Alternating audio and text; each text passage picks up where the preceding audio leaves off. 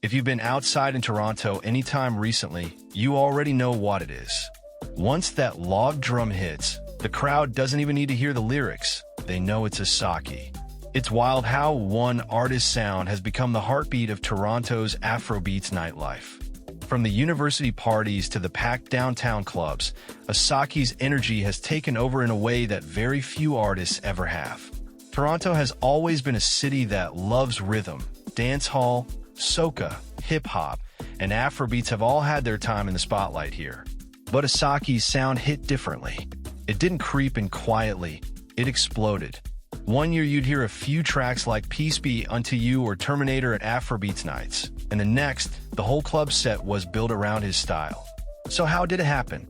It's not just about the music, it's about timing, the diaspora, and the way Toronto DJs understand energy. Asake's sound, that signature blend of Amapiano bounce, Yoruba chants, and gospel undertones, connects on a deep, almost spiritual level. It's not just for dancing, it's for feeling. The chants, the harmonies, the rolling percussion, they pull people in before the beat even drops. In a city like Toronto, where the African and Caribbean communities have always been intertwined, that sound found fertile ground. When DJs in Toronto started mixing Asake into their sets, it was like unlocking a new gear. Promoters noticed that when his songs came on, the crowd reacted differently. More movement, more smiles, more energy.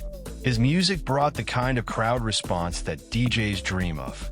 Before long, Asake's sound became the center of entire party themes. Asake Nights, Mr. Money Experience, Amapiano, and Asake Vibes. The man's influence turned into a brand all by itself. It also helped that Toronto's scene was already ready for it. The audience here is musically educated. They know Burna, Wiz, Rima, Tim's, but Asake brought a new chapter. His fusion of street, energy, and spiritual depth hit a sweet spot that both Africans and Caribbeans could vibe to. The drums made sense to the dancehall heads. The melodies spoke to the Afrobeats faithful. And the vibe, that confident, joyous chaos, fit perfectly into Toronto's multicultural nightlife. Clubs like Rebel, EFS, and even smaller venues across Scarborough and Brampton started building full nights around that vibe. You'd walk in and hear a mix of Asake, Sei Vibes, and Amapiano blends, and you'd know exactly what kind of night it was going to be. The smoke machines go off, someone's waving a Nigerian flag, and you can hear the whole room shouting "Olale me Asake" at the top of their lungs. It's an atmosphere that feels both global and local at the same time. A big part of that takeover was powered by Toronto's own DJs. People like DJ Magic Flows, DJ Damager, and Havel understood early that Asake's sound wasn't just hot, it was movement. They started incorporating his songs into their day party sets, adding remixes, and crafting transitions that kept the crowd floating from one Asake anthem to the next without a break. You could go from Peace Be Unto You to Samba to Lonely at the top, and it all felt like one endless vibe. Promoters saw what was happening and leaned in. Parties started branding themselves around that sound. Events weren't just Afrobeats nights anymore, they were Asake-inspired experiences. Some even started bringing in live drummers and dancers to recreate that high-energy Lagos atmosphere. Suddenly, the average Toronto club night had turned into a mini Lagos street festival. And it's not just the nightlife crowd feeling it, the university scene caught it too. York, TMU, and U of T students started throwing Asake-themed nights that sold out fast.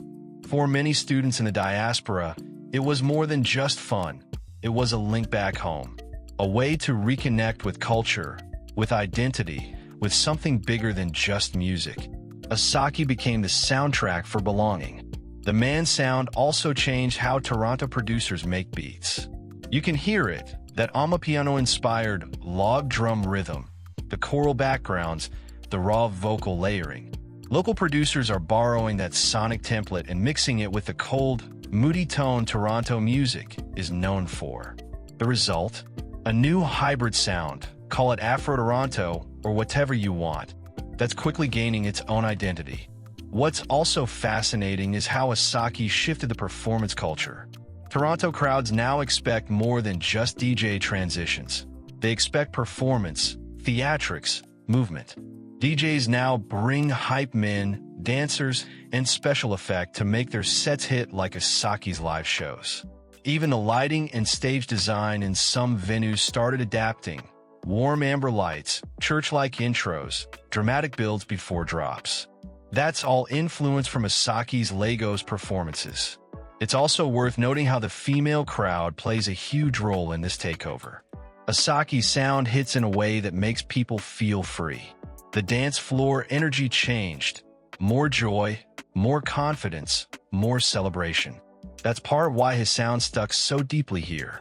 It's not aggressive, it's alive. Another layer to this story is how Toronto artists are responding.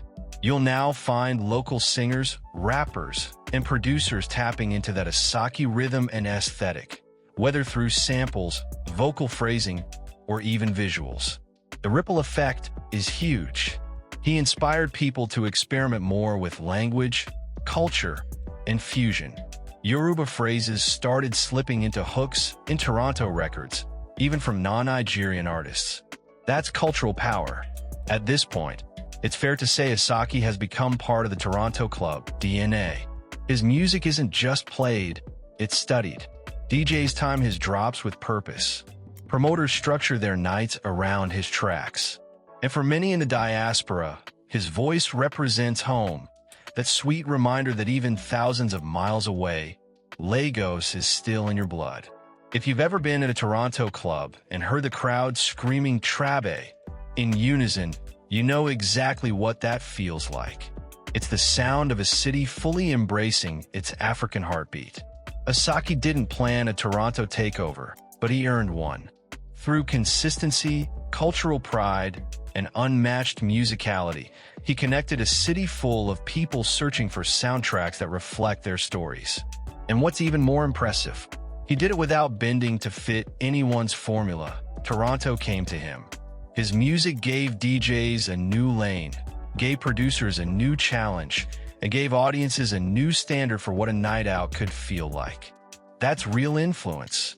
So next time you're at a party in Toronto and that familiar chant comes on, take a second to look around. Every flag, every movement, every lyric shouted back. It's all proof of how far Afrobeats has come and how one-man sound can unite thousands of people who might have never met otherwise. If you've ever been part of one of those nights, you already know. It's more than just music. It's community, energy, and culture moving through sound. So hit that like button, subscribe, and drop a comment if Asake ever made you lose your voice in a Toronto club. Because this wave, it's far from over. Mr. Money is still talking, and Toronto is still listening.